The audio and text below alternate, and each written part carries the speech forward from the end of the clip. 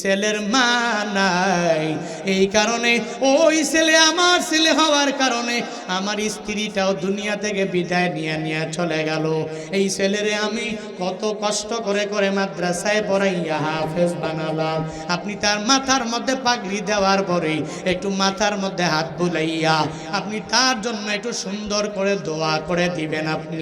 আপনি দোয়া করে দিবেন যাতে আল্লাহ তারে হাফেজে কোরআন বানাইছে, একজন দামি শাইখুল হাদিস যাতে আল্লাহ তারে বানায়া দেয়। এই বান্দার কথা শোনার পরে আমি এক এক করে সবার মাথার মধ্যে পাগড়ি দিয়ে দিব। একজনের মাথার মধ্যে পাগড়ি পেছাইলাম, আমি তাকায়া দেখি ওই ছেলের চোখে মুখের মধ্যে হাসির কোনো অভাব নাই। তার চোখের মধ্যে হাসি, তার মুখের মধ্যে হাসি। এর একমাত্র কারণ হলো এত বড় ময়দানের মধ্যে হাফেজে কোরআন হইয়া আজকে পাগড়ি নিয়ে নিবে। খুশি না বেজার? হ্যাঁ, কি পরিমাণ খুশি! এই যে একটা বিশাল ময়দান, এখানে যদি মাদ্রাসা থাকতো দিস্তারে ফজিলত উপলক্ষে মাহফিল আসছে, একটা ছেলে আইসা মাথার মধ্যে পাগড়ি ঘুরাইতেছে প্রধান বক্তা, ও তো মনে মনে ভাববে এই এলাকার মানুষগুলো তো আমার এলাকার, তো এই জায়গায় সে দাঁড়াইয়া যদি এতগুলা মানুষের সামনে প্রধান বক্তা তাকে যদি পাগড়ি দেয়, তার মনটা খুশি না? কথা বলেন না কেন? খুশি কম না বেশি? তো একজনের মাথায় পাগড়ি ঘুরালাম, ও অনেক খুশি, একটু বেজার না, অনেক পরিমাণ খুশি। দ্বিতীয়জন আসলো, তার মাথায় পাগড়ি ঘুরালাম, অনেক পরিমাণে খুশি। তৃতীয়জন আসলো, মাথায় পাগড়ি ঘুরালাম, খুশি। চতুর্থজন আসলো, মাথায় পাগড়ি দিলাম, খুশি, চলে গেল। পঞ্চম জন আসলো, মাথায় পাগড়ি ঘুরালাম, চলে গেল। কয়জন গেছে? কথা বলেন না কেন? এদিকে পানি কি আছে? পানি দিন। কয়জন? 5 জন, মোট হলো 6 জন। প্রোগ্রাম মাদ্রাসা কোথায় যেন কোন জেলায় যেন? ভাই, আমার নিজের দেখা চোখের ঘটনা, নিজের বাস্তবতা, ওই কথাই আমি বলছি।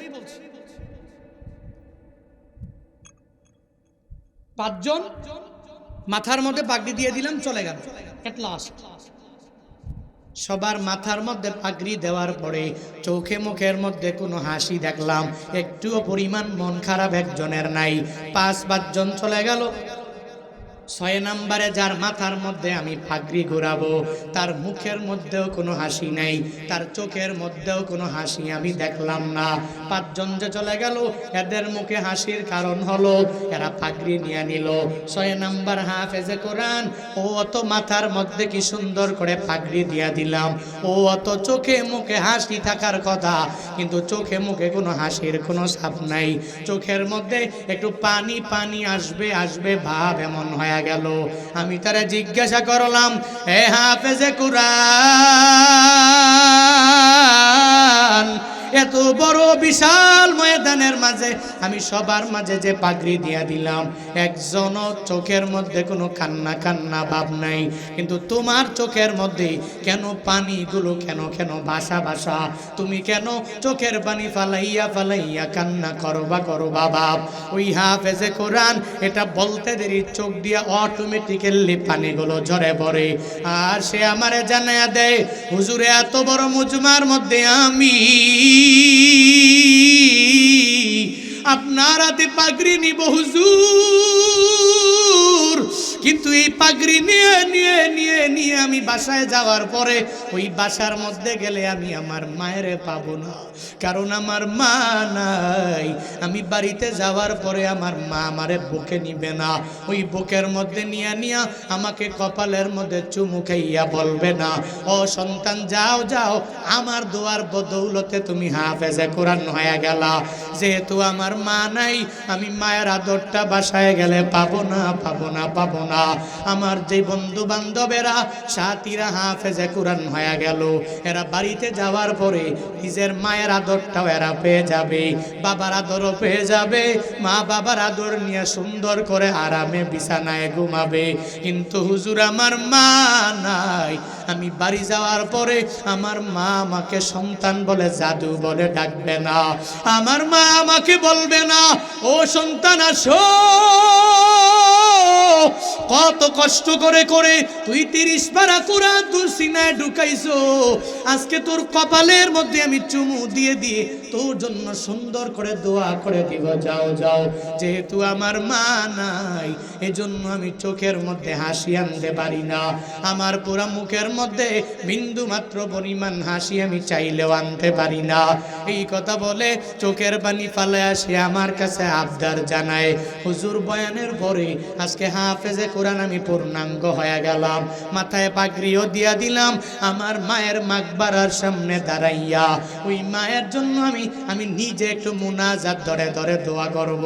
বয়ান শেষ করার পরে আমি সভাপতিকে নিয়ে তার ছেলেকে নিয়ে মায়ের মাকবারার সামনে গিয়া যখন দাঁড়ায়া গেলাম, আমি বললাম আজকে এই মাকবারার সামনে দাঁড়াইয়া বাংলাদেশের যত জায়গায় আমি মাকবারা জিয়ারত করেছি, তবে আমি করব না আজকে মাকবারার সামনে তার সন্তান হইয়া হাফেজে কোরআন হইয়া মাথায় সদ্য পাগড়ি নিয়া তার মায়ের জন্য সে নিজেই দোয়া করে দিবে। ও মুনাজার সাথে সাথে উঠে ফেললো, একটুও পরিমাণ লাহানে জলি করে নাই, একটুও পরিমাণ লাহানে কফি করে নাই, সাথে সাথে মুনাজাত ধরে অনেকগুলো কোরআন থেকে দোয়া কালাম পরে পরে এরপরে নিজের মায়ের জন্য চোখের পানি ফালায়া ফালায়া ফালায়া দোয়া করে আল্লাহর কাছে বারবার ওই মুনাজাতে রুনাজারি করে আবদার জানায়, ও দয়ার মালিক আমার মা নাই, আমার মায়ের কবর তুমি জান্নাতের বাগান বানাও। আজকে আমি মাথার মধ্যে পাগড়ি নিয়া দুনিয়ার কোথাও যাই নাই, আমার মায়ের মাকবারার সামনে এসে দাঁড়ায়া গেল। আমি আজকে হাফেজে কোরআন হইয়া তোমার কাছে আমার মায়ের জন্য আবদার জানালাম। এতগুলো মানুষ নিয়ে দোয়ার মধ্যে আমি তোমার কাছে আরজি পেশ করছি, গো আল্লাহ আমার মায়ের কবর তুমি জান্নাতের বাগান বানায়া দাও। আমার মনে হয়েছে ওই মা কি পরিমাণ ধন্য হয়ে গেল, যেই মায়ের সন্তানটা হাফেজে কোরআন হইয়া মাথার মধ্যে পাগড়ি নিয়া আজ পর্যন্ত নাবালক সাবালক হতে পারে নাই, এত ছোট বাচ্চাটা ওই মাকবারার সামনে গিয়া দাঁড়াইয়া ওই মায়ের জন্য যে রব্বির হামহুমা কামা রব্বায়ানি সগীরা এই বলে বলে বলে যে দোয়া করে দিল, আমার মনে হয়েছে ওই মায়ের কবর যদিও জাহান্নামের গর্ত যদি হয়ে থাকে, হাফেজে কোরআনের দোয়ার বদৌলতে আমার মনে হয়েছে তার মায়ের কবর আল্লাহ জান্নাতের বাগান বানায়া দিয়েছে। কারণ যেই ছেলের পুরো জিন্দেগিতে কোনো গুনাহ নাই, এখনো সাবালক হয় নাই, কোরআনটারে সিনায় নিয়ে মায়ের জন্য দোয়া করে। এজন্য তো আমি ভাবলাম প্রায় জায়গায় গেলে ইন্সপায়ার করার জন্য বলা যাবে, হে মানুষেরা তোমার দুনিয়াবি লাইনে ফায়দা হবে না, কিন্তু আখিরাতের লাইনে কি পরিমাণ ফায়দা হবে।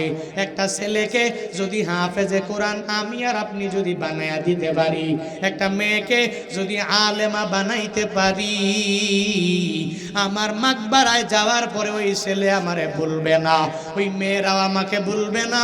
কারণ মাদ্রাসায় পড়ুয়া ছেলেরা মেয়েরা কশিন কালো, তাদের মা বাবারে বৃদ্ধাশ্রমের মধ্যে পাঠাইতে পারে না। বাংলাদেশের বৃদ্ধাশ্রমের মধ্যে গিয়া দেখবেন ওখানে কোনো বক্তার মা বাবা নাই, ওখানে গিয়া দেখবেন বাংলাদেশের কোনো হক্কানি ওলামায়ে কেরামের মা বাবা নাই। ওই জায়গায় অমুক ছেলেরই মা বাবা সে নিয়া বৃদ্ধাশ্রমের মধ্যে দিয়ে আসছে, যাদের দিলের ভিতরে বিন্দু মাত্র পরিমাণ কোরআনের জ্ঞান নাই, ঠিক কিনা? যেই ছেলেরা হাফেজে কোরআন হয়ে গেল ও তো মায়ের কদর বুঝে, বাবার কদর বুঝে। কারণ মা বাবা কি পরিমাণ কষ্ট করে করে দুনিয়াতে আমাকে আনলেন, তাদের উসিলায় আমি আসমান দেখলাম, জমিন দেখলাম, দুনিয়ার সব কিছু আমি দেখলাম। যেই মা বাবার মাধ্যমে দেখলাম, তাহলে ওই মা বাবার সাথে অন্যায় আচরণ করা যাবে না। একটু চিন্তা ভাবনা করে আমার মা আমারে গর্বের মধ্যে নিয়া কষ্ট কম করে নাই, আমার মা দুনিয়াতে আসার সময়ও কষ্ট কম করে নাই, আমার মা দুনিয়াতে আসার পরে 2টি বছর দুগ্ধ পান করাইলো। যেই মায়েরা এত পরিমাণ কষ্ট করলো, আমি বড় হওয়ার পরে নিজের একটা সুন্দরী রমণী বউ পাইয়া, আমার ছেলে মেয়ে পাইয়া, ওই মা বাবারে আমি ভুলে যেতে পারি না। যারা বুঝে মা বাবার কদর, ওরা অন্যায় করতে পারে? কথা বলেন না কেন? ও ভুলতে পারে? ভুলতে পারে না, কারণ ও জানে মা যেই পরিমাণ কষ্ট করেছে আমাকে গর্বে নিয়ে, ওই পরিমাণ কষ্ট দুনিয়াতে আমার বাবাটাও তো করে নাই, আমার দাদাও করে নাই, আমার দাদি। আল্লাহর প্রশংসা করলে লাভ না লোকসান? এ বিশ্বাস আছে তো? যুগে যুগে যারা আল্লাহর শুকর গুজার বান্দা হয়েছে, আল্লাহ পাক ওনাদের সবাইকে বড় দামি বানিয়েছে। যুগে যুগে যারা আল্লাহর নাফরমানি করেছে, অকৃতজ্ঞ হয়েছে, যুগের ইতিহাস তারিখ একটু চোখ বুলাইলেই অটোমেটিক্যালি বোঝা যায়। যুগে যুগে যারাই আল্লাহর সাথে নাফরমানি করেছে, কৃতজ্ঞতা প্রকাশ করতে পারেনি, এদের শেষ পরিণতিটা ভালো হয় নাই। ফেরাউন, নমরুদ, আবু জাহল, উতবা, সাইবা, মুগীরা, এরকম কট্টরপন্থী অকৃতজ্ঞ নাফরমান যারা ব্যক্তি, এদের শেষ পরিণতি কি ভালো হয়েছে? কথা বলেন না কেন? হযরতে আবু বকর রাদিয়াল্লাহু তাআলা আনহু, ওনাদের শেষ পরিণতি খুব সুন্দর। আজও পর্যন্ত মানুষগুলো ওনাদের নাম শুনলে চোখের পানি ফেলিয়ে কান্না করে। আজও পর্যন্ত ওমরে ফারুক আজমের কিসসা শুনলে মানুষ চোখের পানি ফেলায় কান্না করে। আজও পর্যন্ত মানুষ যুন্নুরাইন ওসমান রাদিয়াল্লাহু তাআলা আনহুর কিসসা শুনলে চোখের পানি ফেলে কান্না করে। আজও পর্যন্ত মানুষ হযরতে হানজালা, যার কিসসা শুনে মানুষ চোখের পানি ফেলায় কান্না করে। আজও পর্যন্ত যেই মানুষ ওই হাবাসীদের কালো বেলালের রাদিয়াল্লাহু তাআলা আনহু তার কথা শুনলে চোখের পানি ফেলায় কান্না করে, যুগে যুগে মানুষের মাঝে এরা বেঁচে থাকে। আল্লাহ পাক এদেরকে বাঁচায় রাখে। যদিও এরা মৃত্যুবরণ করেছে, যদিও ওরা দৈহিকভাবে শারীরিকভাবে মানুষের কাছে নাই, কিন্তু মানুষের প্রত্যেকের অন্তরে এরা জায়গা করে নিয়েছে।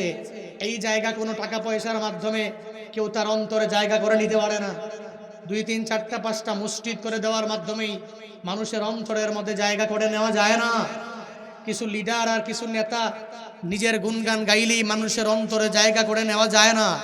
একটা কণ্ঠ থাকলেই মানুষের অন্তরে জায়গা করে নেওয়া যায় না।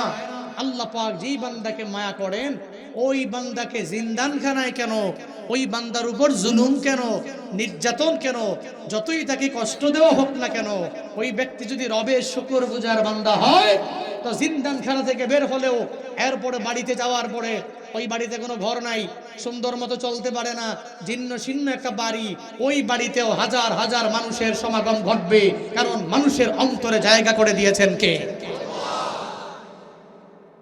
আল্লাহ পাক। যেই ব্যক্তির মায়া মহাব্বত মানুষের অন্তরে জায়গা করে দেয়, ঢুকায়া দেয়, পৃথিবীর কোনো ব্যক্তি টাকা পয়সা ধন দৌলত কোনো বুলেট কোনো বোমার মাধ্যমে অন্তর থেকে ওই ব্যক্তির নামটাকে মুছে ফেলতে পারে না। একমাত্র প্রমাণ আমাদের রফিকুল ইসলাম মাদানী ভাই, মাশাআল্লাহ কি সুন্দর করে বাসায় আছে। কয়েকবার ভিডিও করে কথা বলার সৌভাগ্য হয়েছে আমাদের সবার। আমরা ওই জায়গা থেকে একটু চিন্তা ভাবনা করি, আল্লাহর শুকরগুজার বান্দা, তাকওয়া যার অন্তরের মধ্যে আছে, এই ব্যক্তিগুলোকে আল্লাহ কি পরিমাণ দামি বানায়। গত 2-3 দিন যাবত আমার পুরো হোয়াটসঅ্যাপে না হলেও কমপক্ষে 2 থেকে 250 নক আসছে যে হুজুর মাদানী ভাইয়ের একটা প্রোগ্রাম লাগে। মানুষে তো মহাব্বত করে কেন? উনি মানুষকে মান্থলি 1000 টাকা করে বেতন দিছে। কথা বলেন না কেন? আপনাদেরকে নেতা বানায় দিছে, কিন্তু এরপরেও মহাব্বত করেন কি করেন না? এই মহাব্বত কার জন্যে? সবাই বলেন কার জন্যে? আল্লাহর জন্যই ভালোবাসা। আর এই জন্যই তো আল্লাহ পাক আল্লাহর জন্য যে ব্যক্তিগুলোকে, যেই ব্যক্তি ভালোবাসে, আল্লাহ পাক তাদের অন্তরে ওই ব্যক্তির জায়গা করে দেয়। এজন্য আল্লাহর শুকরগুজার বান্দা হওয়া লাগবে। পারবো তো ইনশাআল্লাহ। মান লাম ইয়াশকুরিন নাস লাম ইয়াশকুরিল্লাহ। দুনিয়ার মানুষের শুকর যে করতে পারে না, ও আল্লাহর শুকর করে না। আমরা দুনিয়াতে চলার পথেও এক শুকর গুজার বান্দা হব চলার পথে, এবং আল্লাহ পাকের আসমান জমিন সব কিছু পাওয়ার পরে আল্লাহর শুকরও বেশি বেশি আদায় করব। ওটা শুধুমাত্র আলহামদুলিল্লাহ বলার মাধ্যমেই এটার পূর্ণাঙ্গ শুকর আদায় হবে না, পরিপূর্ণতা পাবে না। পরিপূর্ণ আল্লাহর শুকর আদায় করার লক্ষ্যে 5 বেলার নামাজ লাগবে কি লাগবে না? রমাদানের 30টা রোজা লাগবে কি লাগবে না? যাকাত ফরজ হলে যাকাত যেই ব্যক্তি প্রাপ্য তার কাছে পৌঁছে দেওয়া লাগবে কি লাগবে না? হজ ফরজ হলে বাইতুল্লাহ ছুটে যাওয়া লাগবে কি লাগবে না? নিজের ঈমানটাকে একটু মজবুত করা লাগবে কি লাগবে না? তারপরে আল্লাহর শুকর পুঙ্খানুভাবে আদায় হবে। শুধু মৌখিকভাবেই আলহামদুলিল্লাহ পড়লাম আর আল্লাহর শুকর পুঙ্খানুভাবে আদায় হয়ে গেল, এটা কিন্তু নয়। আল্লাহর শুকর আদায় করতে হলে আল্লাহ পাকের কোরআন কালাম, এখানে আল্লাহর কথাগুলো, এই আদেশগুলো মেনে মেনে চলতে হবে, আর নিষেধগুলো থেকে নিজেকে বিরত রাখতে হবে। একজনকে হকের পক্ষে আদেশ দেওয়া লাগবে, নিজেও হক কথা বলতে হবে। আরেকজন ব্যক্তিকে সবরের ব্যাপারে উপদেশ দেওয়া লাগবে, নিজেও সবিরিন বান্দাদের অন্তর্ভুক্ত নিজেকে বানাতে হবে। নিজের ঈমানটাকে মজবুত করা লাগবে এবং নেক আমলের লাইনে অগ্রগামী হওয়া লাগবে। তাহলেই সফল কাম হওয়া যাবে, তাহলেই আল্লাহর কাছে এক শুকর গুজার বান্দা হওয়া যাবে, তাহলেই আল্লাহর কাছে অনেক বড় দামি হওয়া যাবে। ওটা তো আল্লাহর ঘোষণা, আমার নয়। সূরা আসরের 3 আয়াত, শেষ আয়াতের মধ্যে আল্লাহ পাক বলেছেন দুনিয়ার সব মানুষগুলো যে ক্ষতিগ্রস্ত, এর মাঝে 4 ব্যক্তি লাভবান। 1 নম্বরে ঈমান, 2 নাম্বার নেক আমল, ইল্লাল্লাযীনা আমানু ওয়া আমিলুস সলিহাত ওয়া তাওয়াসাউ বিল হক ওয়া তাওয়া। সূরা আসর আছে না নাই? কি আমি বানাইছি? কথাকার আল্লাহ পাক বলছেন লাভবান কারা? 1 নম্বরে ঈমান, 2 নাম্বার নেক আমল, 3 নাম্বার হকের ব্যাপারে একজনে আরেকজনকে উপদেশ, 4 নাম্বার নিজে সবের হয়ে অন্যজনকে সবরের ব্যাপারে উপদেশ। এই 4 গুণে গুণান্বিত ব্যক্তিগুলো ক্ষতিগ্রস্ত না লাভবান? সবাই বলেন, ঘোষণা কি আমার না আল্লাহ? আল্লাহ পাক। এজন্য আমরা শুরুতে আজকে এই মাহফিল থেকে একটা শিক্ষা গ্রহণ করব, যেই হালাতে থাকি, যেই অবস্থায় থাকি, শুকর করব কার? প্রশংসা করব কার?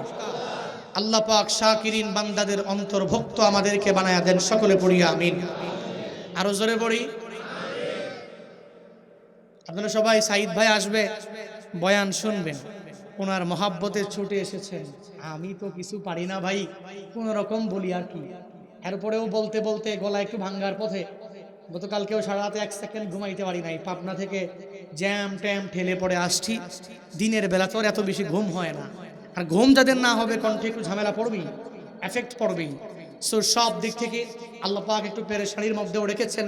একটা বিষয়ে আল্লাহ পাক মুক্ত করেন, বিপদ মুক্ত করেন। একটু দোয়া করবেন। আমি দোয়ার জন্যেই এবং নিজের আমলকে একটু ধার করার জন্যে, আত্মশুদ্ধির জন্যে আয়াতুল কুরসি খুতবায় তিলাওয়াত করেছি। আয়াতুল কুরসি নাম শুনেন নাই? কারা কারা একদম সহি শুদ্ধ করে পারেন একটু হাত তুলেন তো। আয়াতুল কুরসি পারেন তো? ইনশাআল্লাহ, মাশাআল্লাহ, মাশাআল্লাহ। আল্লাহ পাক বাকি সবাইকেও শিখার তৌফিক দান করুন। আরো জোরে পড়েন। সবাই শিখতে হবে। এটা দামি আয়াত। কেমন দামি? যেটার দাম আল্লাহ পাক নিজেই বাড়াইছেন। কেন? আয়াতুল কুরসি দিয়ে কি কথা? সূরা বাকারার সবচেয়ে বড় সূরা, সূরা বাকারার মধ্যে সবচেয়ে গুরুত্বপূর্ণ এবং কোরআনের মধ্যে সবচেয়ে বড় আয়াত আয়াতুল কুরসি। এই আয়াতুল কুরসি অনেক দামি হওয়ার একমাত্র কারণ হলো আল্লাহ পাকের গুণাবলী এই আয়াতে বর্ণনা করা হয়েছে। আল্লাহ নিজেই বর্ণনা করেছেন যে আমার গুণাবলী কি কি, আমি আল্লাহ কয়জন, 1 নাম্বার। দ্বিতীয়ত হলো আমি আল্লাহ আগে ছিলাম, এখন আছি কিনা, ভবিষ্যতে থাকবো কিনা, এটা আমি আল্লাহর থাকা না থাকার ব্যাপারে গ্যারান্টি। এরপরে আমি আল্লাহ ঘুমাই কিনা, এরপরে আসমানের নিচে জমিনের উপরে সবকিছুর মালিককে, এরপরে সুপারিশ হাসরের ময়দানে করতে পারবে কারা? আল্লাহর অনুমতি ছাড়া পারবে কিনা? এরপরে আল্লাহর ইলম কি পৃথিবীর কোনো ইলমওয়ালা পরিবেষ্টন করতে পারবে কিনা? আল্লাহ কি পরিমাণ বড়, আল্লাহর কুরসিটা কি পরিমাণ বড়, এই সব বিষয়ে আয়াতুল কুরসির মধ্যে বর্ণনা করেছেন কে? শুধু তাই না, এই আয়াতটাই শুধু দামি না, সূরা হাশরের শেষ 3 আয়াত ওটাও দামি না কম দামি? যে ব্যক্তি কন্টিনিউ আমল চালু করবে, আসকারুস সাবাহি ওয়াল মাসা, সকাল সন্ধ্যার আমল হিসাবে এই আমলগুলো কন্টিনিউ করবে, ওই ব্যক্তিগুলো আল্লাহর কাছে অনেক পরিমাণ দামি হয়ে যাবে। কি পরিমাণ দামি? ওটা সূরা হাশরের শেষ 3 আয়াতের একটা ফায়দা, আয়াতুল কুরসি পড়নেওয়ালার ফায়দা। একটু শুনলেই বোঝা যাবে কি পরিমাণ দাম পাওয়া যায়। মান ক্বালা হিনা ইউসবিহু সালাসা মাররাতিন নাউযু বিল্লাহ আউযু বিল্লাহিস সামিউল আলিম মিনাশ শাইতানির রাজীম ওয়া ক্বারা সালাসা আয়াতিন মিন নাখি সূরাতিল হাশর وكل الله به 70,000 ملك يصلون عليه يمسيا وإن مات في ذلك اليوم مات شهيدا وإن قالها حين يمسي كان بتلك المنزلا। রাহমাতুল্লিল আলামিন বলেন, হ্যাঁ উম্মত আমার, যদি আউযু বিল্লাহ সঙ্গে 3 বার মিলাইয়া সূরা হাশরের শেষ 3 আয়াত যদি ফজরের নামাজের পরে পড়তে পারো, কি পরিমাণ ফায়দা হবে। আল্লাহ পাক মায়া করে তুমি যদি ফজরের নামাজটা পড়ে আমল করতে পারো, দামি দামি দামি নূরের তৈরি 70,000 ফিরিস্তা, ওই ফিরিস্তা তোমার রহমতের মাগফিরাতের দোয়া করার জন্য আল্লাহ সন্ধ্যা পর্যন্ত তোমার জন্য লাগায়া দিবে। শুধু তাই না, ফজরের নামাজের পরে যদি বান্দা তুমি এই আমলটা করে নাও, যদি কন্টিনিউ ভাবে বান্দা আমলটা করতে পারো, কি পরিমাণ ফায়দা। বলে সন্ধ্যা পর্যন্ত আল্লাহ পাক যদি তোমার মরণটা স্বাভাবিক মরণ হয়ে যায়, ফজরের নামাজের পরে এই আমল করে মানুষগুলো জীবিকা নির্বাহের জন্য চলে যায়। ইদা কুদিয়াতিস সালাহ ফান্তাশিরু ফিল্লাহ, আল্লাহ পাকের আদেশ পাইয়া ফজরের নামাজের পরেই বান্দা মসজিদের মধ্যে বসে থাকে না, জীবিকা নির্বাহের জন্য মাঠে ময়দানে দৌড়াইয়া যায়। যেই বান্দা রিক্সা চালক রিক্সা নিয়ে বের হয়ে যায়, যেই বান্দা দোকানওয়ালা দোকান করার জন্য বের হয়ে যায়, যেই বান্দা দুনিয়াতে যেই যেই কাজ করে ওই কাজের জন্য ওই মসজিদ থেকে বের হয়ে চলে গেল, জীবিকা নির্বাহ করার জন্য বের হয়ে গেল, যাওয়ার পরে হঠাৎ করে সাডেনলি যদি মরণটা সামনে চলে আসে, হঠাৎ করে যদি পরেও বান্দার মরণ হয়ে যায়, ফজরের নামাজ পড়ে সূরা হাশরের শেষ 3 আয়াত যদি বান্দা পড়তে পারে, কি পরিমাণ ফায়দা হবে।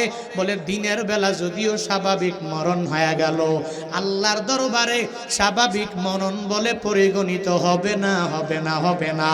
আল্লাহ পাক যেই দামি দামি শুহাদায়ে কেরামরা তাদের তাজা রক্তগুলো জমিনের মধ্যে বিলীন করে দিয়ে দিয়ে ইসলামটাকে কায়েম করার জন্য পাগল পারা হয়ে গেলেন, নিজেরা যুদ্ধের ময়দানে যাওয়ার জন্য বেকুল হয়ে গেলেন, ওই হানজালার মতো দামি দামি শুহাদা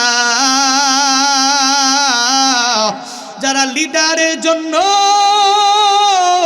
নিজের তাজা রক্তগুলো জমিনের মধ্যে বিলীন করে দেয় নাই, যারা যারা দুনিয়াতে ইসলাম কায়েম করার জন্য তাজা রক্তগুলো জমিনে বিলীন করে দিয়ে গেল, ওই দামি দামি শহাদায়ে কেরামরা শহীদ হওয়ার পরে এদের যেই পরিমাণ প্রতিদান এদের কপালে জুটে গেল, বলে সূরা হাশরের শেষ 3 আয়াত ফজরের নামাজের পরে আমার যে উম্মত পড়বে, ও যদি সন্ধ্যার আগেও যদি ওর মরণ হয়ে যায়, ওই মরণ যদিও স্বাভাবিক মরণ দেখা যায়, কিন্তু স্বাভাবিক মরণ হবে না, আল্লাহ পাকের দরবারে শহীদি মরণ হিসাবে পরিগণিত হয়ে যাবে।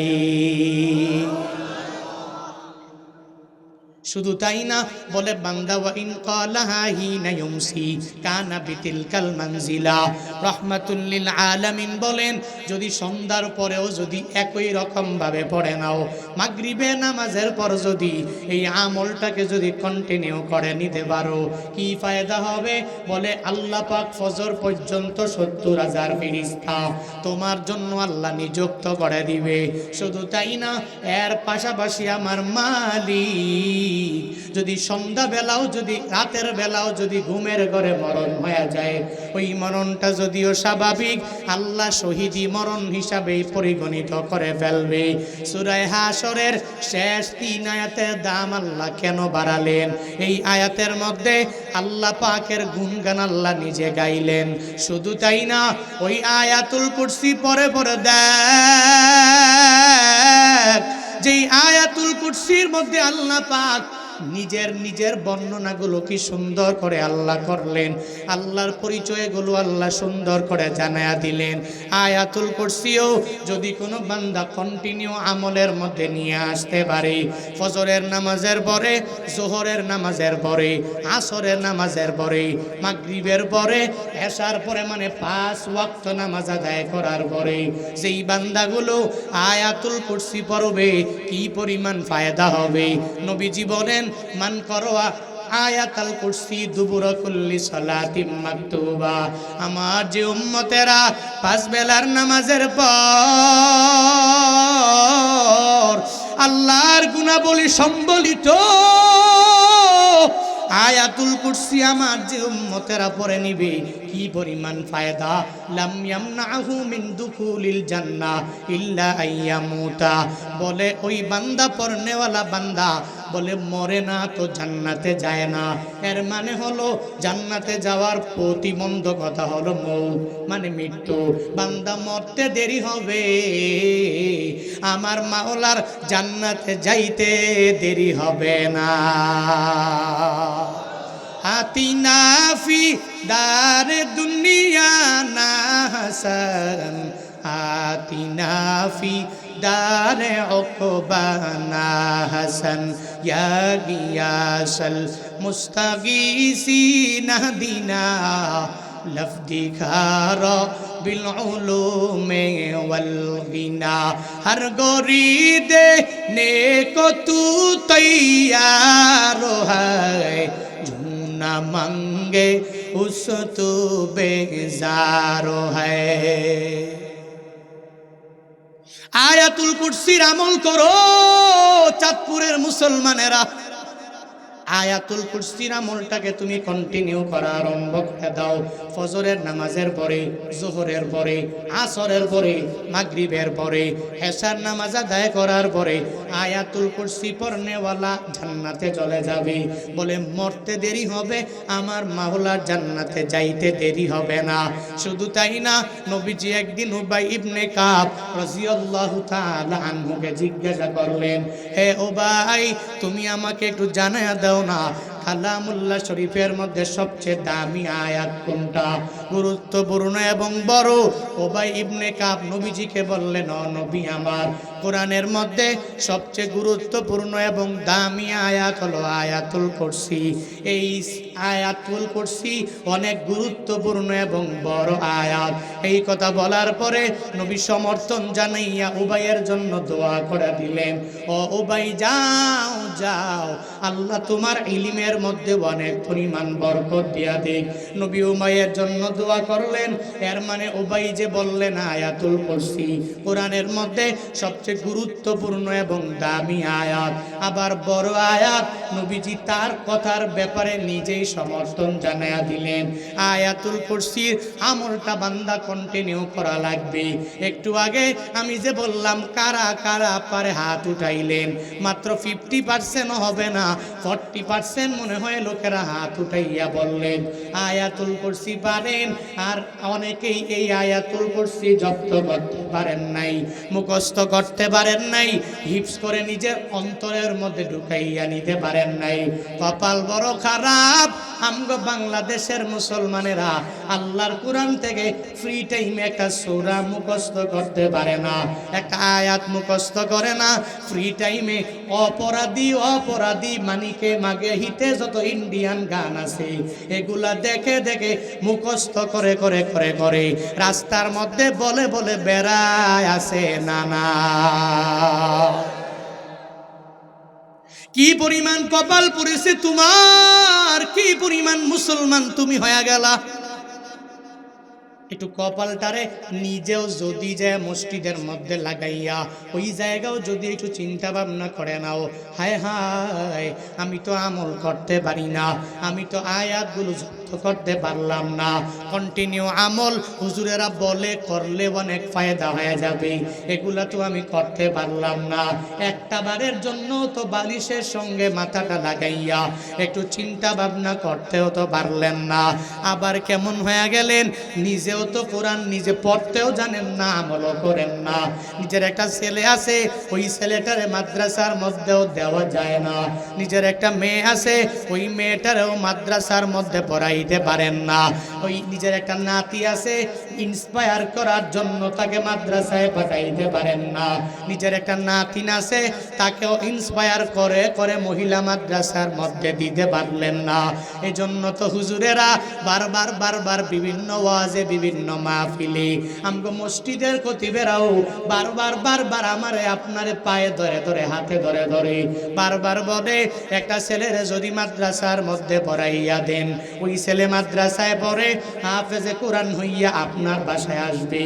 আর একদিন যদি আপনি বলেন ও ছেলে আমার আয়াতুল কুরসির আমল তুমি আমার একটু শিখায়া দাও, ওই ছেলে তো অটোমেটিক্যালি আয়াতুল কুরসি পড়ে পড়ে আপনার সামনে পাঠ করে আপনারে শিখাইয়া দিয়া দিবে। কিন্তু কপাল বড় খারাপ, ছেলেটারে মাদ্রাসার মধ্যে দিতে পারেন নাই। কারণ হলো এই ছেলে মাদ্রাসায় পড়ে বেতন কম পাবে, এজন্য আপনি মাদ্রাসায় দেন নাই।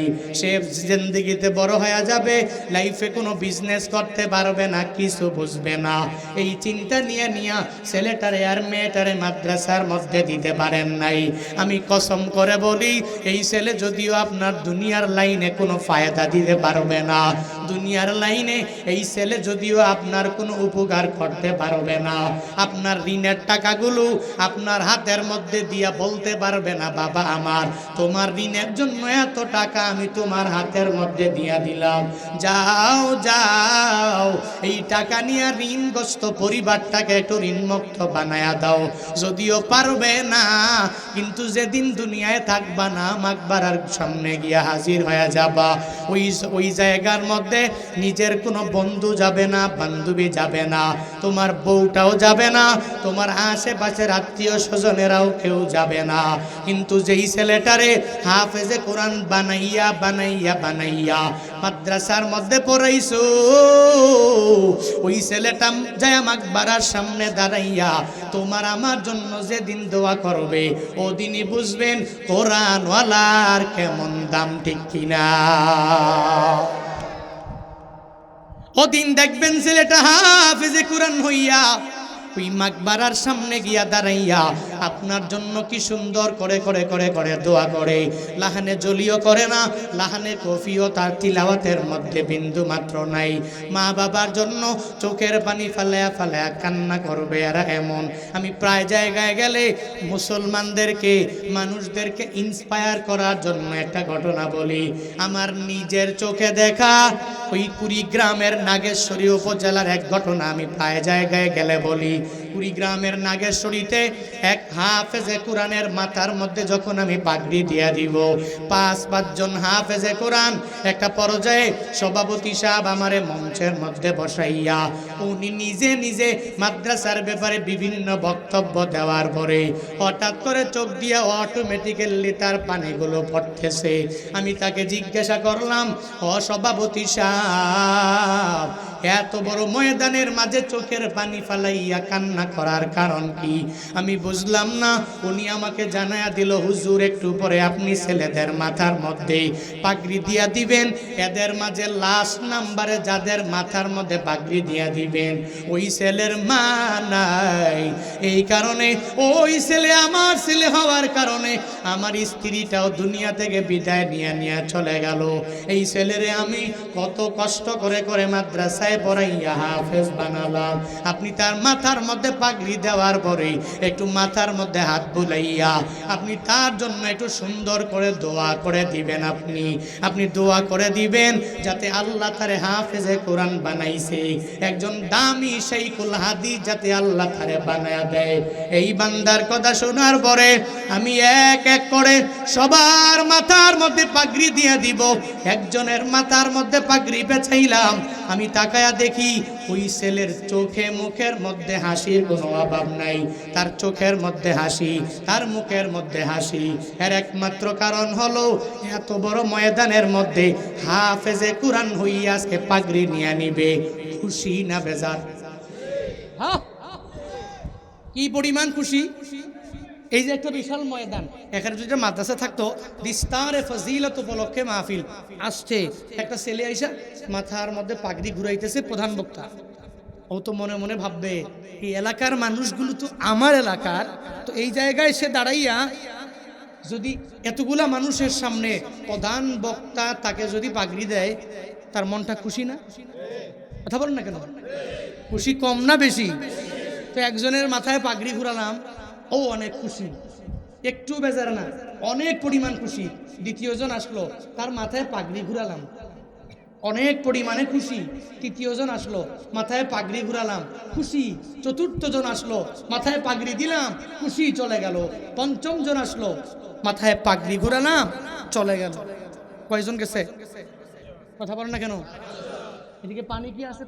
পানি দিন। কয়জন? 5 জন, মোট হলো 6 জন। প্রোগ্রাম মাদ্রাসা কোথায় যেন কোন জেলায় যেন? ভাই, আমার নিজের দেখা চোখের ঘটনা, নিজের বাস্তবতা, ওই কথাই আমি বলছি।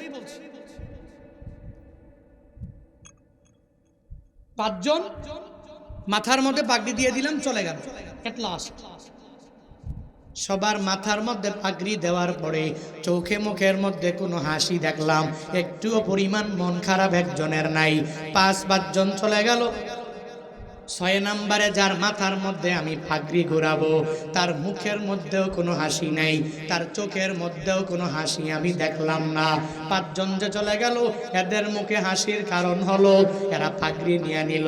6 নম্বর হাফেজে কোরআন, ও অত মাথার মধ্যে কি সুন্দর করে পাগড়ি দিয়া দিলাম, ও অত চোখে মুখে হাসি থাকার কথা, কিন্তু চোখে মুখে কোনো হাসির কোনো ছাপ নাই। চোখের মধ্যে একটু পানি পানি আসবে ভাব এমন হয়ে গেল। আমি তারা জিজ্ঞাসা করলাম, এ হাফেজে কোরআন, এত বড় বিশাল ময়দানের মাঝে আমি সবার মাঝে যে পাগড়ি দিয়া দিলাম, একজনও চোখের মধ্যে কোনো কান্না ভাব নাই, কিন্তু তোমার চোখের মধ্যে কেন পানিগুলো কেন ভাসা, তুমি কেন চোখের পানি ফালাইয়া কান্না করো বাপ? ওই হাফেজে কোরআন এটা বলতে দেরি চোখ দিয়া অটোমেটিক্যালি পানিগুলো ঝরে পড়ে। আর সে আমারে জানায়া দেয়, হুজুরে এত বড় মুজমার মধ্যে আমি আপনার হাতে পাগড়ি নিব হুজুর, কিন্তু এই পাগড়ি নিয়ে আমি বাসায় যাওয়ার পরে ওই বাসার মধ্যে গেলে আমি আমার মায়ের পাবো না, কারণ আমার মা নাই। আমি বাড়িতে যাওয়ার পরে আমার মা আমারে বুকে নিবে না, ওই বুকের মধ্যে নিয়ে আমাকে কপালের মধ্যে চুমু খাইয়া বলবে না, ও সন্তান যাও, আমার দোয়ার বদৌলতে তুমি হাফেজে কোরআন হয়ে গেলা। যেহেতু আমার মা নাই, আমি মায়ের আদরটা বাসায় গেলে পাবো না, পাবো না, পাবো না। আমার যে বন্ধু বান্ধবেরা সাথীরা হাফেজে কোরআন হয়ে গেল, এরা বাড়িতে যাওয়ার পরে নিজের মায়ের আদরটাও এরা পেয়ে যাবে, বাবার আদরও পেয়ে যাবে, মা বাবার আদর নিয়ে সুন্দর করে আরামে বিছানায় ঘুমাবে। কিন্তু হুজুর আমার মা নাই, আমি বাড়ি যাওয়ার পরে আমার মা আমাকে সন্তান বলে জাদু বলে ডাকবে না, আমার মা আমাকে বলবে না ও সন্তান আসো, কত কষ্ট করে করে তুই 30 পারা কোরআন তোর সিনায় ঢুকাইছো, আজকে তোর কপালের মধ্যে আমি চুমু দিয়ে দিয়ে তোর জন্য সুন্দর করে দোয়া করে দিব, যাও যাও। যেহেতু আমার মা নাই, এজন্য আমি চোখের মধ্যে হাসি আনতে পারি না, আমার পুরা মুখের মধ্যে বিন্দু মাত্র পরিমাণ হাসি আমি চাইলেও আনতে পারি না। এই কথা বলে চোখের পানি ফালে আসে আমার কাছে আবদার জানায়, হুজুর বয়ানের পরে আজকে হাফেজে কোরআন আমি পূর্ণাঙ্গ হয়ে গেলাম, মাথায় পাগড়িও দিয়া দিলাম, আমার মায়ের মাকবারার সামনে দাঁড়াইয়া ওই মায়ের জন্য আমি নিজে একটু মুনাজাত ধরে ধরে দোয়া করব। বয়ান শেষ করার পরে আমি সভাপতিকে নিয়ে তার ছেলেকে নিয়ে মায়ের মাকবারার সামনে গিয়া যখন দাঁড়ায়া গেলাম, আমি বললাম আজকে এই মাকবারার সামনে দাঁড়াইয়া বাংলাদেশের যত জায়গায় আমি মাকবারা জিয়ারত করেছি, তবে আমি করব না আজকে মাকবারার সামনে তার সন্তান হইয়া হাফেজে কোরআন হইয়া মাথায় সদ্য পাগড়ি নিয়া তার মায়ের জন্য সে নিজেই দোয়া করে দিবে। ও মুনাজার সাথে সাথে উঠে ফেললো, একটুও পরিমাণ লাহানে জলি করে নাই, একটুও পরিমাণ লাহানে কফি করে নাই, সাথে সাথে মুনাজাত ধরে অনেকগুলো কোরআন থেকে দোয়া কালাম পরে পরে এরপরে নিজের মায়ের জন্য চোখের পানি ফালায়া ফালায়া ফালায়া দোয়া করে আল্লাহর কাছে বারবার ওই মুনাজাতে রুনাজারি করে আবদার জানায়, ও দয়ার মালিক আমার মা নাই, আমার মায়ের কবর তুমি জান্নাতের বাগান বানাও। আজকে আমি মাথার মধ্যে পাগড়ি নিয়া দুনিয়ার কোথাও যাই নাই, আমার মায়ের মাকবারার সামনে এসে দাঁড়ায়া গেল, আমি আজকে হাফেজে কোরআন হইয়া তোমার কাছে আমার মায়ের জন্য আবদার জানালাম। এতগুলো মানুষ নিয়ে দোয়ার মধ্যে আমি তোমার কাছে আরজি পেশ করছি, গো আল্লাহ আমার মায়ের কবর তুমি জান্নাতের বাগান বানায়া দাও।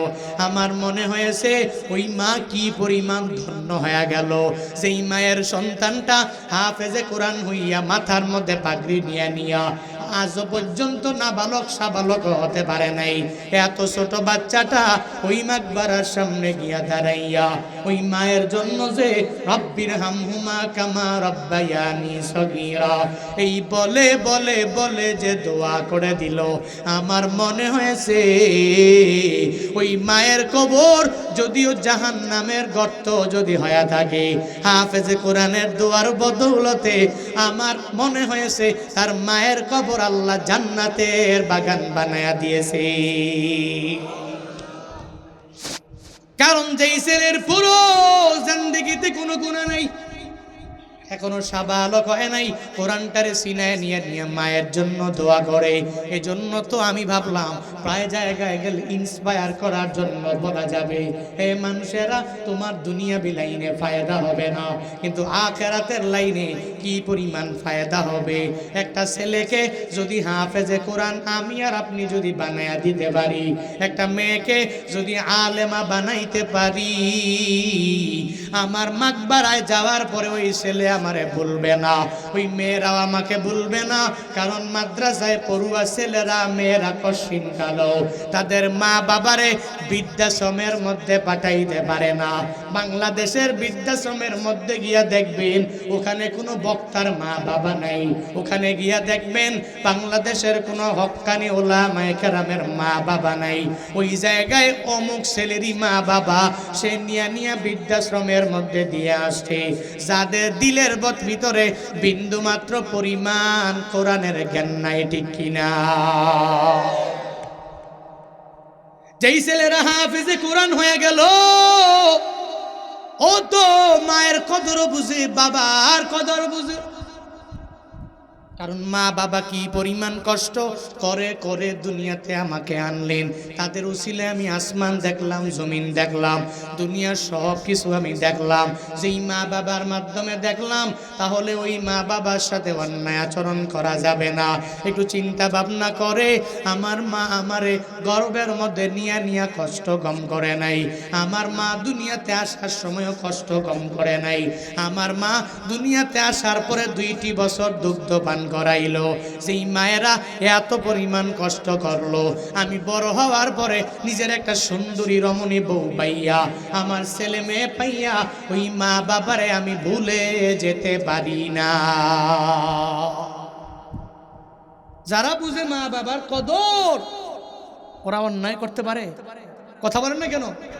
ও ভুলতে পারে না, কারণ ও জানে মা যেই পরিমাণ কষ্ট করেছে আমাকে গর্বে নিয়ে, ওই পরিমাণ কষ্ট দুনিয়াতে আমার বাবাটাও তো করে নাই, আমার দাদাও করে নাই, আমার দাদি করে নাই, আমার নানা নানি করে নাই, আমার বন্ধু বান্ধবেরা করে নাই, আমার বউ করে নাই।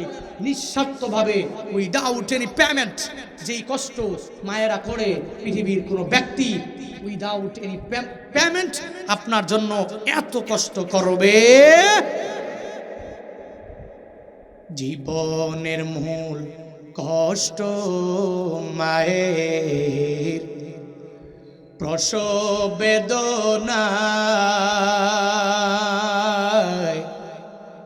সাত আসমান সাত জমিন তখন মায়েরই মাথায়। জীবনের মূল কষ্ট মায়ের, প্রসব বেদনায়,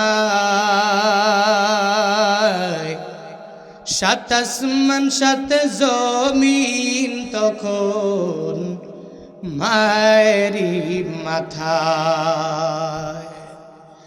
এমন মা কি কেমনে আজি, এমন মা কি কেমনে আজি যাব আমি ভুলিয়া। ও আমার প্রাণের মা, মা গো মা, কোথায় গেলে মোর ছাড়িয়া। জনম দুঃখী এতিম আমি, চায় না কেহ ফিরিয়া। ও আমার প্রাণের মা, মা গো মা, কোথায় গেলে মোরে ছাড়িয়া। জনম দুঃখী এতিম আমি, চায় না কেহ ফিরিয়া। আমি যখন ছিলাম আমার মায়েরি ওদরে, চলাফেরা করতেন যে মায় কত কষ্ট করে। আমি যখন ছিলাম আমার মায়েরি ওদরে, চলাফেরা করতেন যে মায় কত কষ্ট করে। আমার সুন্দর মুখ দেখে মায়ের, আমার সুন্দর মুখ দেখে মায়ের ব্যথা যায় দে হাসায়া। ও আমার প্রাণের মা, মা গো মা, কোথায় গেলে মোর ছাড়িয়া।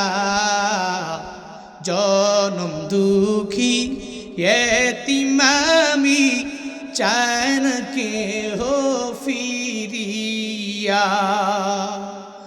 ও আমার প্রাণের মা, মা গো মা, কোথায় গেলে মোর ছাড়িয়া, জনম দুঃখী এতিম আমি, চায় না কেহ ফিরিয়া।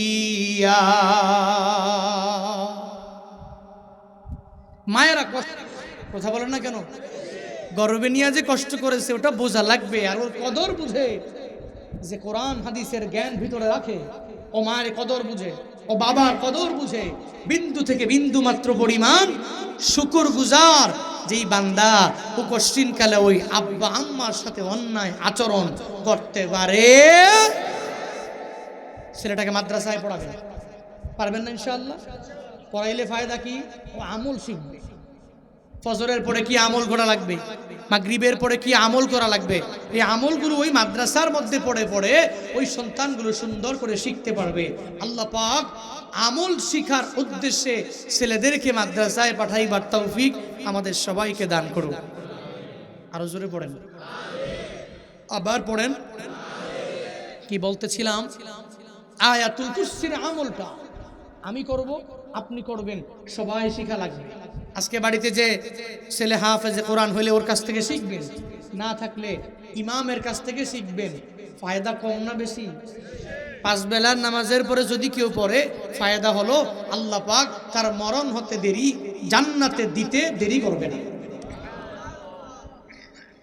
এবার আয়াতুল কুরসিতে কি বললাম, এত গুরুত্বপূর্ণ কেন জানার দরকার আছে না নাই? এত ইম্পর্টেন্ট কেন? আল্লাহু লা ইলাহা ইল্লা হুয়াল হাইয়্যুল কাইয়্যুম লা তাখুযুহু সিনাতুন ওয়ালা নাওম। আল্লাহ পাক নিজের পরিচয়গুলো নিজে এই জায়গার মধ্যে জানালেন। আমি আল্লাহ কেমন আল্লাহ? আমি আল্লাহ ছাড়া দুনিয়াতে কোনো ইলাহ নাই, দুনিয়াতে কোনো মাবুদ নাই। এটা 1 নম্বরে আমি আল্লাহর পরিচয়। আমি আল্লাহ ছাড়া কোনো ইলাহ নাই, দুনিয়াতে কোনো মাবুদ নাই, ইবাদত পাওয়ার যোগ্য আমি আল্লাহ ছাড়া আর কেউ নাই। কুদরতি পায়ে যদি সিজদা দাও তো আমি আল্লাহর কুদরতি পায়ের মধ্যে সিজদা দেওয়া লাগবে। কোনো মাজারের মধ্যে যাইয়া ওখানে নির্বাচনের আগে গিয়া সিজদা দেওয়া যাবে না। কিন্তু আমগো বাংলাদেশে যখনই দেখবেন ইলেকশন সামনে চলে আসে, নির্বাচনের আগে কিছু কিছু লিডারেরা, কিছু কিছু নেতারা দৌড়াইয়া যায় মাজারে। ওই মাজারে যাইয়া ওই মাজারওয়ালার কাছে সিজদা দিয়া দিয়া মাজারের কাছে যায়, ও মাজারওয়ালা কয়েকদিন পরে আমার নির্বাচন হয়ে যাবে, ওই নির্বাচনে তুমি আমারে প্রথম বানায়া দাও। মাজারওয়ালার কাছে সিজদা দিয়া দিয়া দিয়া দিয়া দিয়া চায়। যেই বান্দার ছেলে নাই, 10 বছর হয়ে গেল আল্লাহ ছেলে দেয় না, 20 বছর হয়ে গেল একটা সন্তান যখন আমার আল্লাহ দেয় না, আল্লাহর কাছে বারবার বলে, এখন আল্লাহর উপর থেকে তাওয়াক্কুল ছেড়ে দিয়া ওই মাজারওয়ালার দরবারে যাইয়া ওই জায়গায় কিছু টাকা পয়সা দিয়া মাজারের মধ্যে সিজদায় লেগে যায়। আর যায়া বলে, ও মাজারওয়ালা তুমি আমার একটা ছেলে দাও অথবা একটা মেয়ে দাও, না হয় একটা সন্তান দাও। কিন্তু ও জানে না আল্লাহ ছাড়া দুনিয়ার কোনো মানুষের ইবাদত করা যাবে না। আল্লাহর কুদরতি পা ছাড়া দুনিয়ার কোনো বান্দার কুদরতি পায়ের মধ্যে সিজদা দেওয়া যাবে না। মাটির তৈরি মানুষ, এই মাটির তৈরি বানানো পায়ের মাঝে কোনো সিজদা হয় না। সিজদা পাওয়ার যোগ্য একজন, চিল্লা বলো তার নাম। আমার তোমার সিজদা পেয়ে যাবে একজন, তিনি কে? আল্লাহ সিজদা পেয়ে যাবে। আল্লাহ পাক একই ইলা, একজন ইলা। আল্লাহর সাথে আরো কয়েকজন সমকক্ষ আছে না? আছে। খ্রিস্টানদের মতবাদ, এরা 3টি মতবাদে বিশ্বাসী। এরা ঈসা নবীরে আল্লাহর পুত্র বলে ঘোষণা দেয়, আবার একে একচ্ছত্র অধিপতি হিসাবে মনে করে। কিন্তু মুসলমানেরা এরা কয়েকটা ইলায় বিশ্বাসী হতে পারে না। এদের অন্তরের মধ্যে একটা চিন্তা নিয়ে এরা গড়বে, আল্লাহু লা ইলাহা ইল্লা হুয়াল হাইয়ুল কাইয়্যুম। আল্লাহ আমার এমন ইলা যে ইলা ছাড়া দুনিয়াতে কোনো ইলা নাই, দুনিয়াতে মাবুদ নাই, ইবাদত একজন পাবে সে হবে আমার ইলা। লাউ কানা ফীহিমা আলিহাতুন ইল্লাল্লাহু লাফাসাদাতা। আল্লাহ পাক নিজেই ক্লিয়ার করে জানায়া দিলেন, হে দুনিয়ার মানুষেরা, আমি আল্লাহ ছাড়া দুনিয়াতে আর একটা কোনো ইলা নাই। আমি আল্লাহ ছাড়া যদিও আরেকটা ইলা যদি থাকতো তাহলে এক ইলা বলতো, আজকের এই শ্রীরামপুরের যুব সমাজের মাহফিলের মধ্যে আমি একটা জোরে জোরে একটা বৃষ্টি দিয়া দিব। আরেক ইলা বলতো, না না, এই যুব সমাজরা এত কষ্ট করে করে মাহফিল দিয়া দিল, এই জায়গার মধ্যে বৃষ্টি দেওয়া যাবে না।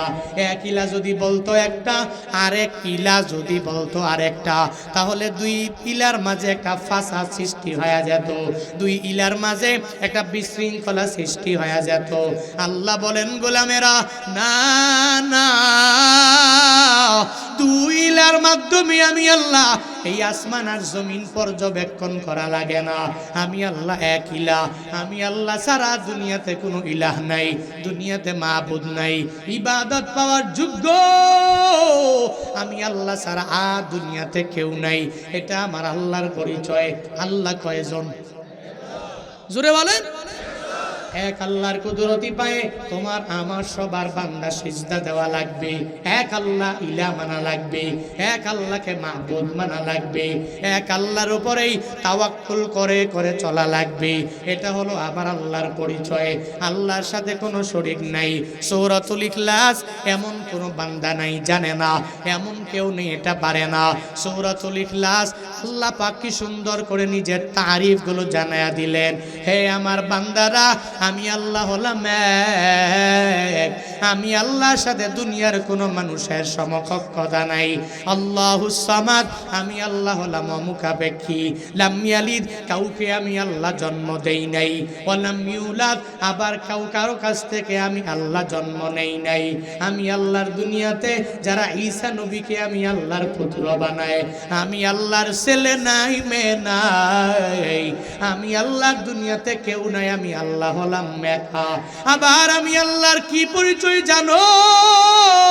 আমি আল্লাহর পরিচয় হলো, আমি আল্লাহ হলাম মাল হাইয়ুন, আমি আল্লাহ চিরঞ্জীব, আগেও ছিলাম এখনো আছি, ইন ফিউচারে আমার আল্লাহ থাকবে কি থাকবে না? থাকবে না? আল্লাহ ছিলেন না, এখন আছে না নাই? যে আল্লাহ নবীর যুগে ছিল এই যুগে আছে না নাই? যে আল্লাহ সাহাবায়ে কেরামের যুগে ছিল এখন আছে না নাই? যে আল্লাহ তাবিঈনদের যুগে ছিল এখন আছে না নাই? ওই আল্লাহ কয়জন? আল্লাহ নিজেই পরিচয় দিয়া জানায়া দেয়, গোলামেরা, আমি আল্লাহ এমন আল্লাহ যে আল্লাহ ছিলাম, আবার আমি আল্লাহ এখন আছি, আবার কিয়ামত পর্যন্ত আমি আল্লাহ থাকব। যেদিন হাসরের ময়দান কায়েম হয়ে যাবে, আজরাইলটাও তার রূহটাকে নিজে নিজে কবজ করে নিবে, সবার রূহ কবজ হয়ে যাবে, সব পৃথিবী যখন কম্পনে প্রকম্পিত হয়ে যাবে। ইদা জুলজিলাতিল আরদু জিলজালাহা ওয়া আকরাজাতিল আরদু আসকালাহা। আল্লাহ পাক বলেন, পৃথিবী যখন কম্পনে প্রকম্পিত হয়ে যাবে, পৃথিবীর সব লন্ডভন্ড হইয়া সব একাকার যেদিন হয়ে যাবে, ওদিন দুনিয়ার সব কিছু ফানা ফানা, সব ধ্বংস হয়ে যাবে। আমি আল্লাহ শুধু আমি আল্লাহ বাকি থাকবো। কুল্লু মান আলাইহা ফান ওয়া ইয়াবকা ওয়াজহু রাব্বিকা যুল জালালি ওয়াল ইকরাম। আমি আল্লাহ বাকি থাকবো, দুনিয়ার কোনো কিছু বাকি থাকবে? কেউ থাকবে না, আমি আল্লাহ শুধু বাকি থাকবো। হাসরের ময়দানে আবার তোকে আমি আল্লাহ আবার কোন ফায়াকুন বইলা, আবার তোরে মানুষের রূপ দিয়া আমি আল্লাহর বিচারের কাঠগড়ায় তোকে আমি দাঁড় করাবো।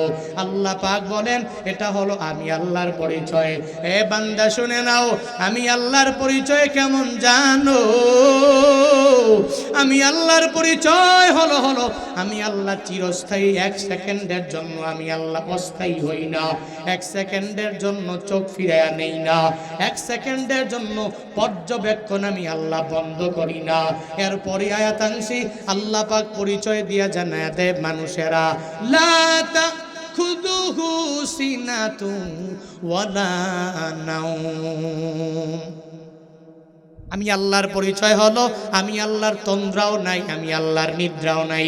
এক সেকেন্ডের জন্য তন্দ্রা আমাকে গ্রাস করতে পারে না, এক সেকেন্ডের জন্য নিদ্রাও আমাকে ধরতে পারে না। আল্লাহকে তন্দ্রা ধরতে পারেনি। এক সেকেন্ডের জন্য আল্লাহ ঘুমায় না, এক সেকেন্ডের জন্য আল্লাহর জীবনীও আসে না। আল্লাহ যখন তোমার যা লাগবে সব দেওয়ার জন্য আমার আল্লাহ হাজির হয়ে গেলেন। আমার আল্লাহ সর্বাবস্থায় তোমার ডাকের অপেক্ষায় আমার আল্লাহ রইলেন।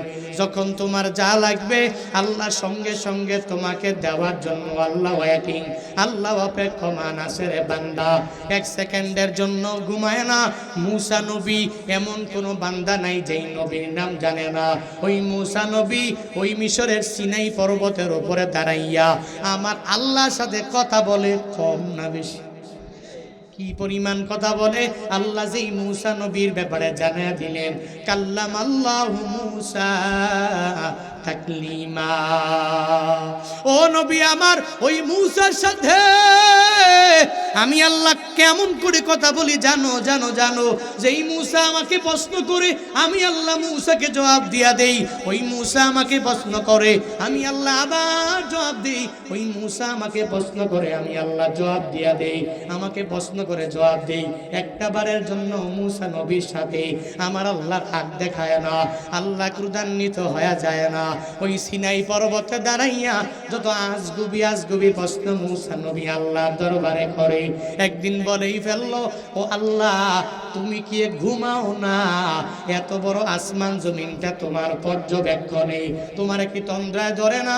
তোমার কি নিদ্রায় ধরে না? আমার একটু জানাও না। প্রশ্নটা কি পরিমাণ আজগুবি! আল্লাহকে প্রশ্ন করে, ও আল্লাহ তুমি তন্দ্রা নাই, তোমার নিদ্রা নাই, তুমি কেন ঘুমাও না?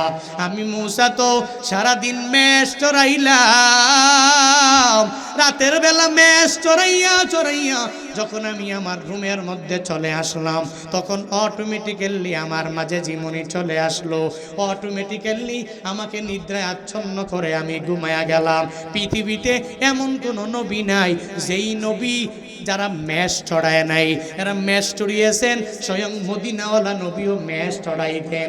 এজন্যই তো বলা হলো, যদি কোনো জাতি দেখো নিজেরা দুর্ভিক্ষের মধ্যে পড়ে যাও, কোনো জাতি যদি কোনো জায়গায় দুর্ভিক্ষের মধ্যে পড়ে যাইতে দেখো, ওই জাতির যদি উন্নতি করতে চাও দুইটা মেষ হাতের মধ্যে দিয়া সাইরা দাও, ওই মাঠের মধ্যে রওনা হবে, চলে যাবে মেষ নিয়ে একটা থেকে আর একটা বাড়বে, আরেকটা থেকে আরেকটা বেড়ে যাবে। এক এক করে ওই মেষ দুইটা থেকে শত শত মেষ বেড়ে যাবে, একটা থেকে আর একটা বৃদ্ধি হয়ে যাবে। অটোমেটিক্যালি তোমার জীবিকা নির্বাহের একটা পথ বের হয়ে যাবে, একটা অর্থনৈতিক খাতের মধ্যে তুমি উন্নত হয়ে যেতে পারবা। এটা তো বলাই হয়ে গেল। পৃথিবীতে এমন নবী নাই যেই নবীরা মেষ চড়ায় নাই। মুসা নবী মেষ চড়াইয়া রাতের বেলা যায় জীবনী চলে আসে, ওনার ভিতরে একটা ঘুম ভাব চলে আসে। একটু পরে তন্দ্রার পরে নিদ্রা চলে আসে, আরামে ঘুমায়া যায়, বিছানার মধ্যে ঘুমায়া যায়। এই যে ময়দানে আপনারাও বয়ান শোনার জন্য চলে আসলেন, রাত একটা যদি বেজে যায় ওই সময় চোখে ঘুম আসবে কি আসবে না? আসবে না? ফজর পর্যন্ত থাকতে পারবেন, কষ্ট হয়ে যাবে। যদিও থাকতে পারবেন কিন্তু কষ্ট হয়ে যাবে। কেমন? একটু তন্দ্রাও অটোমেটিক্যালি চলে আসবে। আসবে কি আসবে না? হ্যাঁ, তন্দ্রায় ধরে ফেলবে অটোমেটিক্যালি। একটা পর্যায়ে গিয়া শরীরটা এত ক্লান্ত হয়ে গেল, অবসাদগ্রস্ত হয়ে গেল, তখন তন্দ্রা থেকে অটোমেটিক নিদ্রার দিকে পতিত হবে। ওই তন্দ্রাও ওভারটেক করবে, এবার নিদ্রা ওভারটেক করে আপনি পরাজয়, আপনার ঘুম আপনার কাছে জয়ী হয়ে আপনি আরামে দিব্যিতে ঘুমায়া যাবেন। কিন্তু আল্লাহ পাক ঘুমায়নি। কথা বলেন না কেন? আপনি আর আমি তো কয় টাকার কাজ করি, কিসের কাজ করি, কিসের পরিশ্রম করি আমরা? আল্লাহ পাক তো ওয়াসিয়া কুরসিয়্যুহুস সামাওয়াতি ওয়াল আরদ, আসমান জমিন সব কিছু পর্যবেক্ষণ করে দেখে। ইন্নাল্লাহা বিমা তা'মালুনা বাসীর। বান্দা যেখানে আল্লাহ তো সেখানে। ওয়া হুয়া মাআকুম আইনা মা কুনতুম। যেখানে যায় আল্লাহ ওই জায়গায় হাজির। আল্লাহ বান্দার প্রত্যেকটা বিষয় সম্পর্কে খবর রাখে। ওই আল্লাহ কি ঘুমায়? তন্দ্রা আছে? মুসা নবী আল্লাহর কাছে জানায়া দিল, আল্লাহ আমি তো ঘুমাইলাম, তুমি কেন ঘুমাও না? তোমারে কি ঘুমে ধরে না? তোমারে কি তন্দ্রায় ধরে না? শুধু তাই না, আরেকদিন আরেক প্রশ্ন আল্লাহর কাছে বলে, ও আল্লাহ তুমি আল্লাহ যদি মুসা হও, আমি মুসা যদি আল্লাহ হই, তাহলে তুমি মুসা হইয়া আমি আল্লাহর কাছে কি চাইবা? আল্লাহ পাক বলে, মুসা হাউ দিস পসিবল, এটা কিভাবে সম্ভব? আমি আল্লাহ তো কশ্চিন কালেও মুসা হতো না, তুমি মুসাও তো আমার আল্লাহ হতে পারবা না, পারবা না, পারবা না। এত মজার মজার প্রশ্ন মুসা নবী আল্লাহর দরবারে করে। এবার আল্লাহকে জানায়া দিল, আল্লাহ তোমার কি তন্দ্রা নাই? তোমারে কি নিদ্রায় ধরে না গো আল্লাহ? এই কথা বলার পরে আল্লাহ জানায়া দিল, হ্যাঁ মুসা আমি তোমারে জবাব দিব না, এই সিনাই পর্বত থেকে নামো, নেমে নেমে নেমে নেমে দুইটা গ্লাস তুমি তোমার দুইটা হাতের মধ্যে নিয়ে নাও, আর দুইটা গ্লাসের মধ্যে পানি ঢুকাইয়া দাও, দুইটা গ্লাসে পানি ভর্তি গ্লাস নিয়ে তুমি সিনাই পর্বতে এসে দাঁড়াইয়া যাও আমি আল্লাহর সাথে কথা বলার জন্যে। এই কথা বলার পরে মুসা নবী দুইটা গ্লাস নেওয়ার জন্য নিচে গেলেন। ওই দুইটা গ্লাস কাচের গ্লাস নিয়ে ওই গ্লাসের মধ্যে পানিও ঢাললেন, পানি ভর্তি গ্লাস নিয়ে সিনাই পর্বতের উপরে গিয়া দাঁড়ায়া রইলেন না। আল্লাহকে বললেন, ও আল্লাহ তোমার অনুমতি পাইয়া, তোমার আদেশ পাইয়া দুইটা গ্লাস নিয়ে হাজির হয়ে গেলাম। আল্লাহ বয় অসুবিধা নাই, এইটা দুইটা গ্লাস নিয়ে তুমি দাঁড়ায়া থাকো। এই কথা বলার পরে মুসা নবী দুইটা গ্লাস নিয়ে দাঁড়ায় আছে। আল্লাহ বলে, রে ঘুম, ওই মুসাকে ধরো। ওই ঘুম যখন মুসা নবীকে ধরে ফেললো, হঠাৎ করে তন্দ্রা চলে আসলো, অটোমেটিক্যালি কিছুক্ষণ পরে নিদ্রাও চলে আসলো। মুসা নবী তন্দ্রা চলে আসলো, নিদ্রা যখন এসে গেছে, ঘুমাইয়া ঘুমাইয়া ঠাস করে পইরা গেল। পরে যাওয়ার পরে এবার কাচের গ্লাস আর গ্লাসের অবস্থায় নাই, দুইটা গ্লাস টুকরা টুকরা হয়ে ভেঙ্গে চুরমার হয়ে গেল, পানিগুলা এক পাশে পড়ে গেল, গ্লাসটাও টুকরা টুকরা হয়ে ভেঙ্গে গেল। ঘুম থেকে চমকায়া জায়গা আমার আল্লাহরে ডাক দিয়া বলে, আল্লাহ হায় হায় আমি তো লজ্জিত হয়ে গেলাম, এটা কেমন হয়ে গেল? সাধারণ দুইটা গ্লাস তুমি আমার ডান হাতে আর বাম হাতের মধ্যে দিয়া দিলা, এই দুইটা গ্লাস নিয়ে আমি কিছু সময় পরিমাণও আমি দাঁড়াইয়া থাকতে পারলাম না, আমার কেমন হয়ে গেল? এভাবে মুসা নবী নিজেও লজ্জিত হয়ে গেলেন। আল্লাহ পাক এবার মুসা নবীরে জানায়া দেও, পয়গম্বর সাধারণ দুইটা গ্লাস আমি আপনার হাতের মধ্যে দিয়া দিলাম, ডান হাতের মধ্যে বাম হাতের মধ্যে। আমি আল্লাহ আপনাকে জানালাম এই দুইটা গ্লাস আপনি সুন্দর করে রাখবেন, আপনি পারেন নাই, আপনার হাত থেকে ছুটে ছুটে দুইটা গ্লাস পরে পরে ভেঙ্গে ভেঙ্গে টুকরা টুকরা হয়ে গেল গো নবী আমার, আপনি পারলেন না এই দুইটা গ্লাস রাখতে, আপনি পারেন নাই। কিন্তু ও নবী আমার, আমার যেই উম্মত বান্দারা আমি আল্লাহ যে এত বড় আসমান এদেরকে দিয়েছি, এত বড় জমিন যেই বান্দাকে আমি আল্লাহ দিলাম, এরা যদি ফজরের নামাজের আগে আগে যদি তাহাজ্জুদের নামাজের মধ্যে উঠে উঠে উঠে উঠে আমি আল্লাহকে যদি ডাক দেয়, ও আল্লাহ আমার পেটের ব্যথা সহ্য হয় না, তুমি আমার পেটের ব্যথা ভালো করে দাও। আমার বান্দা যদি ওই সময় ঘুম থেকে জেগে জেগে আমি আল্লাহকে যদি ডাক দেয়, আর আমি আল্লাহকে যদি বলে, ও আল্লাহ আমার মাথা ব্যথা ভালো হয় না কোনো কিছুর মাধ্যমে, তুমি আমার মাথা ব্যথাকে ভালো বানাইয়া দাও। ও মুসারে ওই সময় যদি আমি আল্লাহ ঘুমায়া থাকি, আমার বান্দার ডাকে কে আমার বান্দার ডাকে জবাব দিয়া দিবে? শুধু তাই না, সাধারণ দুইটা গ্লাস তুমি রাখতে পারলা না, এত বড় বিশাল আসমান আর জমিনের মালিকানাধীন সব কিছুর মালিক হলাম আমি আল্লাহ। আমি আল্লাহ যদি ঘুমাইতাম তাহলে আসমান জমিনটা ওই দুইটা গ্লাসের মতো ভেঙ্গে পড়ে চুরে একদম পরিপূর্ণভাবে ভেঙ্গে চুরমার হয়ে যেত, আসমান জমিন রাখা সম্ভব হতো না। সম্ভবত আল্লাহ যদি ঘুমাইতো, এজন্য আল্লাহ কয়, মুসা তোমার দুইটা গ্লাস দিলাম, এই দুইটা গ্লাস তুমি রাখতে পারো নাই, আবার তুমি আমাকে বলো আল্লাহ তোমার কি তন্দ্রা নাই, তোমার কি নিদ্রা নাই, তুমি কি ঘুমাও না? আল্লাহ কয় এই পরিচয় তুমি তোমারটা নিজেই প্রমাণ পাইবা। যে দেখি তোমাকে টেস্ট করে দেখি। আল্লাহ পরীক্ষা দিয়া দিলেন। মূসা পয়গম্বর এই দুইটা গ্লাস নিয়ে রাখতে পারলেন না, অল্প টাইমের মধ্যে ভেঙ্গে চুরে চুরমার হয়ে গেলেন। আল্লাহ যদি ঘুমায় 1 সেকেন্ডের জন্য যদিও আল্লাহ পাকে যদি তন্দ্রায় ধরে, ড্রজিনেস ধরে, তাহলে আসমান জমিন পরে ভেঙ্গে চুরমার হয়ে যেত, ঠিক কিনা? এই জন্য আল্লাহকে তন্দ্রা ধরে, নিদ্রা ধরে, ড্রজিনেস ওভারটেকস হিম নট স্লিপ। সুন্দর করে আল্লাহ পাক তার পরিচয় দেন যে ড্রজিনেস এন্ড স্লিপ দুইটা দুই বিষয়, একটা তন্দ্রা আর একটা নিদ্রা। এই দুইটার কোনো একটা আমি আল্লাহকে ধরতে পারে, ওভারটেক করতে পারে না। এই জন্য আল্লাহকে তন্দ্রায় ধরে না, নিদ্রায় ধরে না। যখন যা লাগবে আল্লাহর কাছে চাইবো কি চাইবো না? কথা বলেন না কেন? নাকি গুনাহ হয়ে যাবে? আল্লাহ ফিরাইয়া দিবে? আল্লাহ ঘুমায় থাকবে? তন্দ্রাচ্ছন্ন হয়ে যাবে? না, আল্লাহ তন্দ্রায় থাকবে না, আল্লাহ নিদ্রায় থাকবে না, আল্লাহর ঘুম নাই। ওই আল্লাহ ওই সময় তোমার আমার জন্য জাগা। তুমি যদিও ঘুমন্ত, আল্লাহ জাগ্রত। তুমি যদিও তন্দ্রাচ্ছন্ন অবস্থায়, আমার আল্লাহ জাগ্রত। যখনই যেই টাইমে 24 আওয়ার্সের মধ্যে যখনই আমার আল্লাহকে ডাক দিবা, ডাকতে দেরি হবে, আমার আল্লাহ ডাকে সাড়া দিতে দেরি করবে। এজন্য আমরা আল্লাহর পরিচয় পেলাম। আল্লাহ ছাড়া দুনিয়াতে কোনো ইলাহ আছে? দুনিয়াতে কোনো মাবুদ আছে?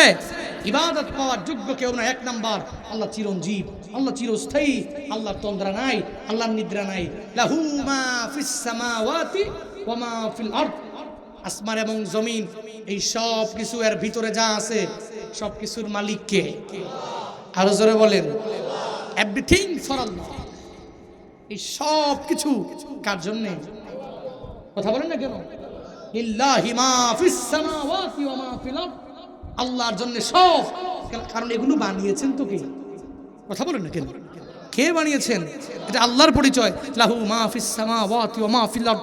যা তুমি দেখো আর না দেখো এই সব কিছু আমি আল্লাহর, আমি আল্লাহর মালিকানাধীন। মান যাল্লাযী ইয়াশফাউ ইনদাহু ইল্লা বিইজনি। মানজা কে আছে? কে আছে এমন? কে সেই ব্যক্তি? আল্লাযী ইয়াশফাউ, যে সুপারিশ করবে, ইনদাহু আল্লাহর নিকট, ইল্লা বিইজনি আল্লাহ পাকের অনুমতি ছাড়া কে আছে সুপারিশ করতে পারবে? আল্লাহর অনুমতি ছাড়া কেউ সুপারিশ করে জান্নাতে ঢুকাতে পারবে? পারবে? হ্যাঁ, আল্লাহর সুপারিশ ছাড়া কশ্চিনকালেও কোনো ব্যক্তি অন্য কোনো ব্যক্তিকে সুপারিশ করতে পারবে? পারবে বলেন? ভাই আপনারা ওঠাউঠি না করি ভাই।